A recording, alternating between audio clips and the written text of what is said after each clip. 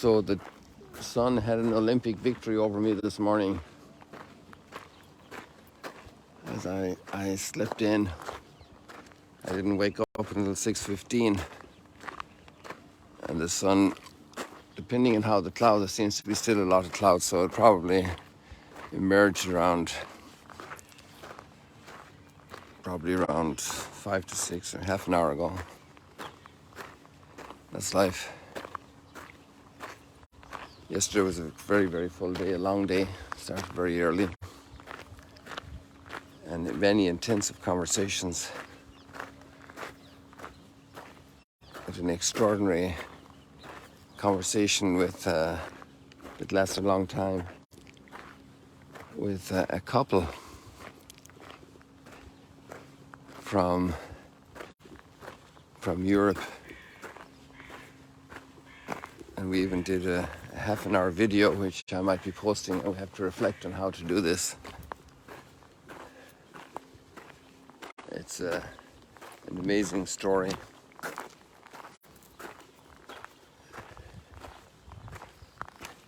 Really very,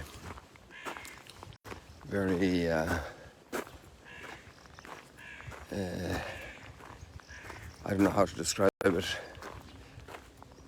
It's a young couple that were together from two crime families.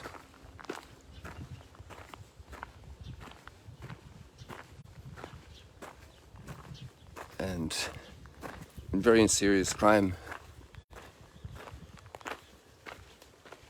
When the kid was 8 years old, his mom taught him how to shoplift.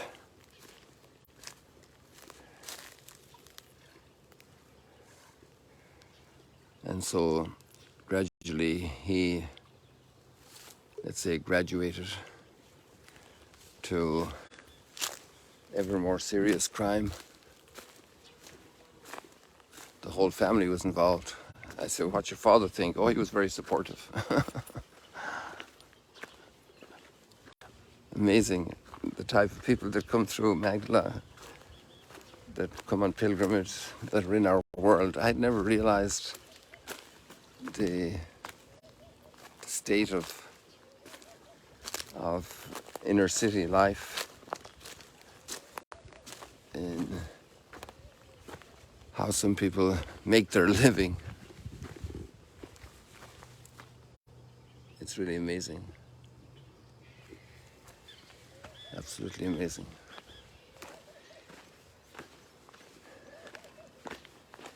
And then the grace of God touched this couple through a patient and persevering lady.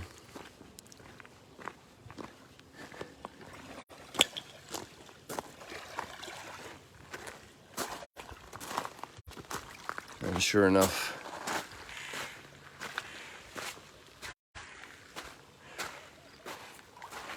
eventually grace prevailed in their lives.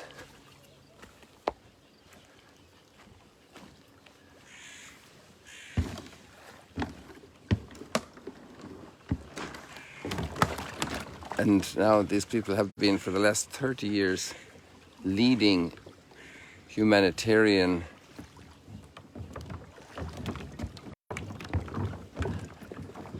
emergency help in the worst disasters worldwide. After 250,000 people died within a few minutes in the earthquake in Haiti, they were there right away.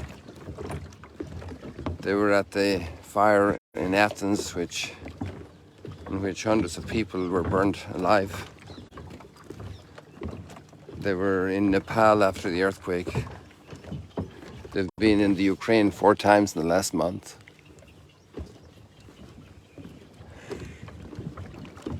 And always bringing real, concrete, practical help, working with the local people. It's amazing how lives can be transformed.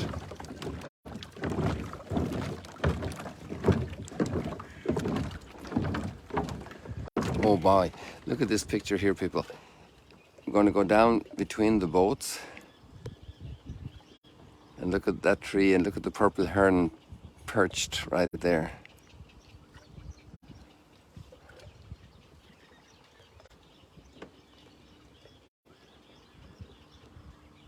so graceful.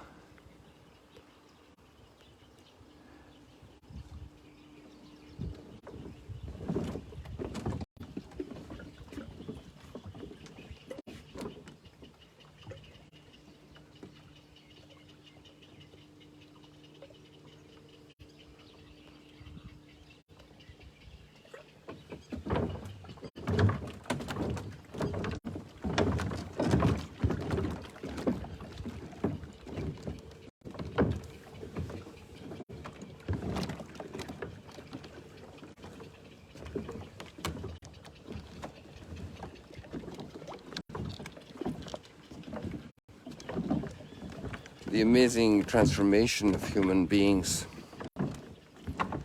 We think of it from the moment of conception, that small little being, till the moment of old age and all that happens in between. All the providence, all the challenges, all the near disasters, and all the solutions, all the growth.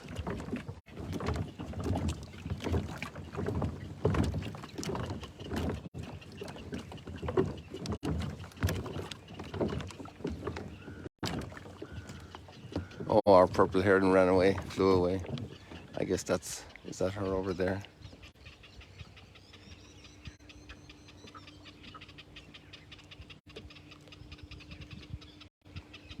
I missed her. Oh, there are more birds perched here as well on the top of the brush.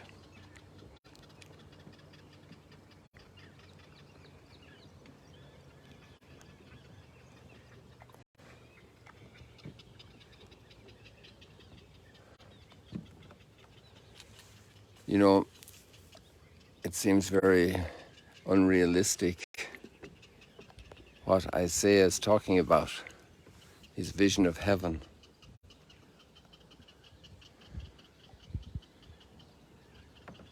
Very filled with imagination, poetic.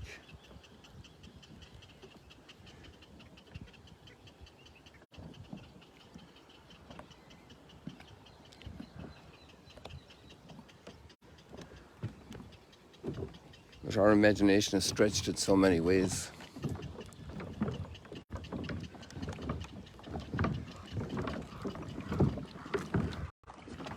Imagine how fast people can speed across the waters here with one of these boats.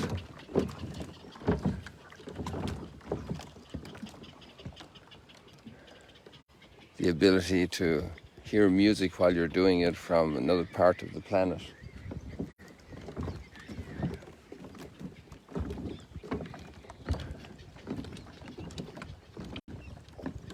That we can talk together right now all over the world simultaneously.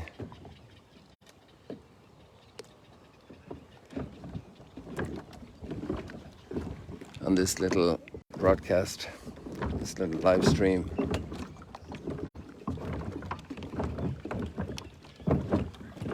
Our imagination needs to be stretched, and especially for human change, for the glory of God. God is much more than we can imagine. We're just seeing the tip of reality.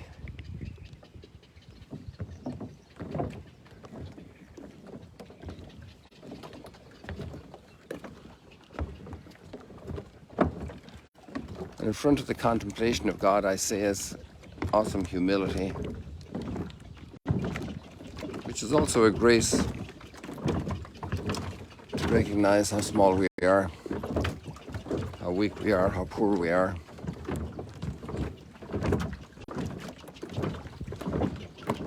That great combination of the capacity the human being has, and also often our bankruptcy. And the transformation of the human being to participate in that richness of heaven, of God's glory forever.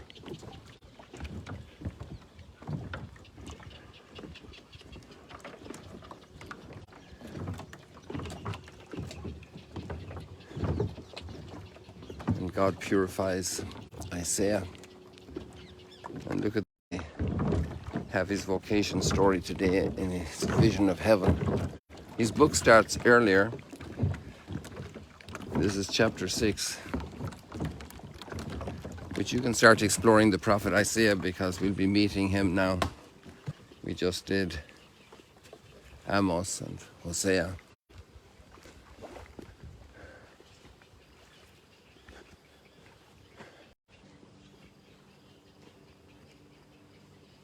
And taking off with him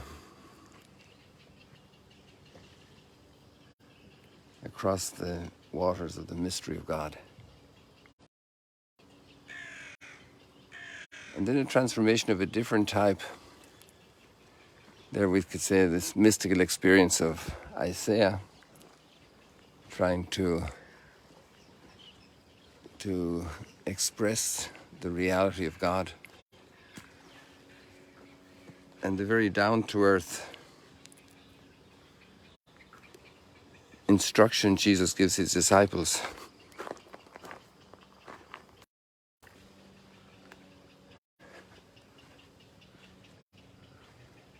To be ready for persecution and not to be afraid.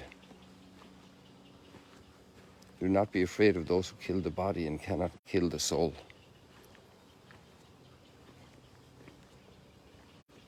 Be afraid of the destruction of both forever. Because we were made for that glory that Isaiah perceived in some tenuous way.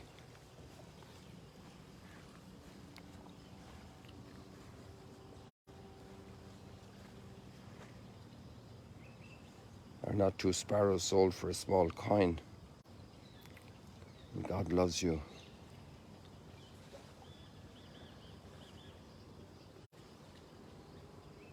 More than any sparrow. They're provided for by God, even though we value them very lowly. Imagine how God will provide for us.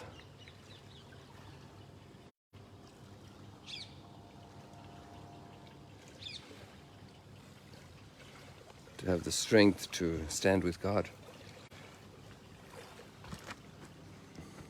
To acknowledge God before people, no matter what the pressure is. Not easy, but completely possible with grace.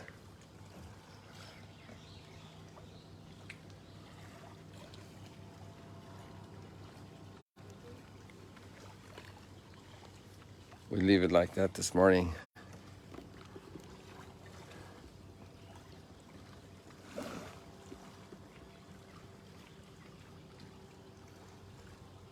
The Lord is great and robed in majesty. God bless you, people. See you later, alligators.